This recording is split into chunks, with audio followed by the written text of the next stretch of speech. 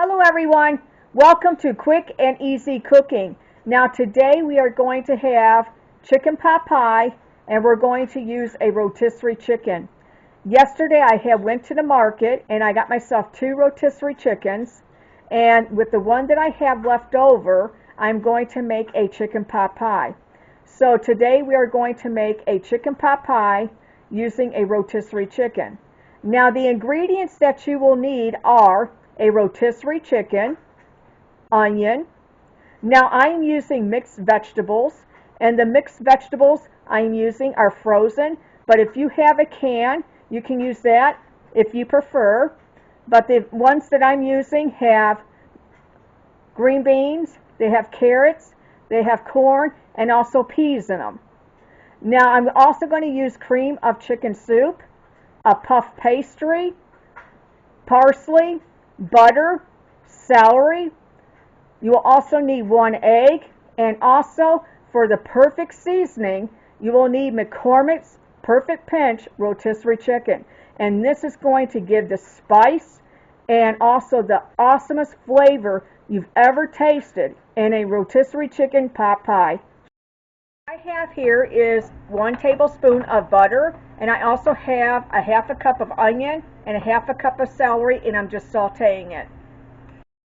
What I have here is 3 cans of cream of chicken soup. Remember, do not dilute this. Now what I have here is 1/4 teaspoon of the Perfect Pinch rotisserie chicken by McCormick. So I'm going to use 1/4 teaspoon.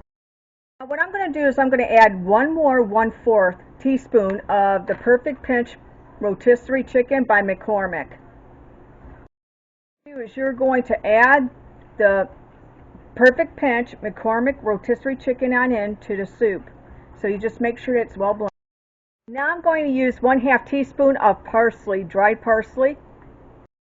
What I have in our soup mixture right here is 1/4 twice of McCormick's Perfect Pinch rotisserie chicken. Now 1/4 twice equals 1/2, and then I also used 1/2 parsley into our mixture right here, our soup mixture.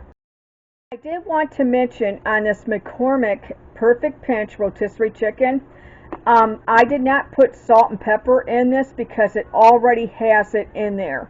So that's what you don't want to do. You don't want to put salt and pepper in it because it already has that mixture in there with the spices. Here is our onion and our celery that was sauteed, and we're just going to add it into our soup mixture. That's all you're going to do is just add this right now into your soup mixture. What you're going to do is you're going to take this and you're going to mix it all up. Make sure that it's well blended, well mixed. Now the next step that you're going to do is you're going to take your mixed vegetables and just add your mixed vegetables on in. Now like I said, you can use can if you have can. I happen to have frozen, so I'm just using frozen vegetables. This is going to be a really good rotisserie chicken pot pie. This is really going to be a great tasting chicken pot pie with rotisserie chicken. Look how good those vegetables look. Now like I said, you can use a can or you can use frozen, whichever one you have. What you want to do is just gently fold your vegetables on in so that way everything is mixed really well. Look how good that looks. That looks really good. Now what I have here is the breast of the rotisserie chicken, and all I'm doing is just slicing it up. And I'm going to start pulling it apart. But you can use whichever one that you prefer. If you like to do chunks or if you like to do more shredded, it's just whatever you like, whatever cut you like. But anyways, I'm just going to chop this on up and we're going to add it to our soup mixture. What I've done is I've transferred this to a bigger bowl because I'm going to mix all this together, but I wanted to show you that's the soup side of our vegetables and everything, our sauteed onion and celery. And then I also have our chicken that's covered up with the soup and stuff. And I'm going to well blend this together here in a minute, but I wanted to show you. So now I'm just going to mix this up. What I'm going to do is I'm going to show you how I mix this. And see, I'm just taking it and just mixing it around, make sure that it's all well blended, and the soup is going to be so good with the sauteed onions, the celery, our vegetables right here, you know, with the green beans and carrots and peas and all that. It's going to be really, really good. And this makes a lot. I mean, it really does. This makes a lot. So it could be a couple days worth of dinner. Now, what I'm going to do is I'm going to use like a puff pastry on this, on the top.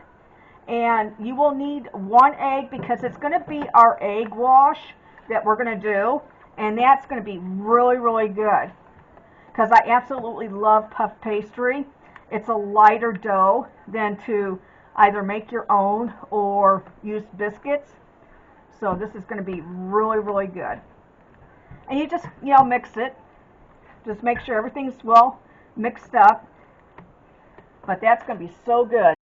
What I have here is a 9 by 13 glass dish. And you want to make sure that you spray it because you don't want your mixture to get stuck to the pan. So you make sure you want to spray this. So I just sprayed it gently with Pam. What I'm doing is I'm taking my mixture and I'm pouring it into the pan right here, the 9 by 13. And remember, we had to spray our pan. Now I'm just going to smooth it out. So that this is going to be perfect. Now what we're going to do is we're going to put all-purpose flour on this so that way it does not stick to, you know, the counter or the the chopping board. So you want to put a little bit of all-purpose flour down. And then what we're going to do is we're going to roll it out just a tad. Now you got to be careful with this because you can actually stretch the puff pastry a little bit too long. So we're going to make this our topping to go on our 9 by 13 dish. Now what I've done for our egg wash is I've whisked up our egg and I add just a tad of water. That was it. Now what I'm going to do is I'm going to lightly brush on to the puff pastry to give it that nice golden color. So definitely you want to put your egg wash on top of the pastry. What I'm doing is I've taken our egg wash and remember I just whisked up 1 egg and I added a little bit of water. And I've got my brush right here, and you just brush gently onto the top of the puff pastry because it will give it that nice golden brown texture, and that's what you want. And make sure that you go around the edges. See that? You definitely want to go around the edges. It's like painting. Yeah, it's like painting. My mom calls it like painting. Yeah, just painting. Yep. So all you're going to do is just go with a brush and just gently over the puff pastry. Now, there's one important thing, Deanna. We have to make some slits. Yes. Because what happens is, as this cooks, it's going to get full of steam. Yes. And it has to have a slit in it. So I'm going to get a paring knife to do Yes, that way the steam can evaporate. So you definitely want to make sure that you put the 3 slits into this. So my mom's got a paring knife right now, and she's going to cut 3 slits into this, so like that way the steam can come out. Yeah, just like that. Uh-huh. Just like that.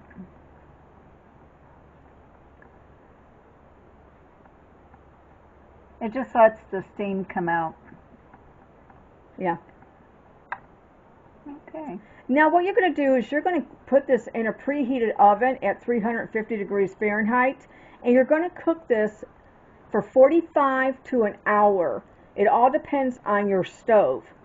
Now everybody's stove is different, but you want to make sure before you eat this that it reaches an internal temperature of 165 degrees Fahrenheit. What you're going to do is put this into a preheated oven at 350 degrees Fahrenheit, and you're going to cook this for about 45 to an hour in your oven. Everybody's oven is different. We're going to start this at 45 minutes in my oven. All right, everyone, this took 48 minutes in my oven, and look how good that looks. Now, I absolutely love puff pastry, and this is on our rotisserie chicken. Look how good that looks. Excuse me for moving the camera, but I wanted to show you guys that way I can bring it up close. Look at that. Now, it took 48 minutes in my oven at 350 degrees Fahrenheit, and it said normally 45 minutes to an hour, but it took 48 minutes in my oven. Now what I'm going to do is I'm going to let this sit for 10 minutes, and then I'm going to come back and we're going to sample this. Here is my sample right here. I took a little bit out. At least I want to show you guys how good that turned out. I just absolutely love puff pastry. It really is really good. And also look how good the vegetables are, the chicken. Okay, now what I'm going to do is I'm going to sample this.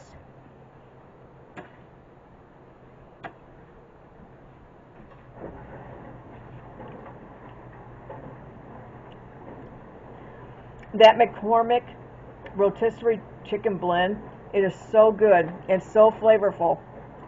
It really is. The chicken, the rotisserie chicken that we got from the store, or the market, excuse me, is really tender, it's moist, it's meaty. It's not dried out at all. This is really, really flavorful. This is one of the best chicken pies that I've had in a long time. And I've had a lot of chicken pies, and I have to say this one is really the best that I've had. Now look how good that looks. This is a 10 out of 10. Please click the subscribe button and the notification bell so that way every time I come on, you know.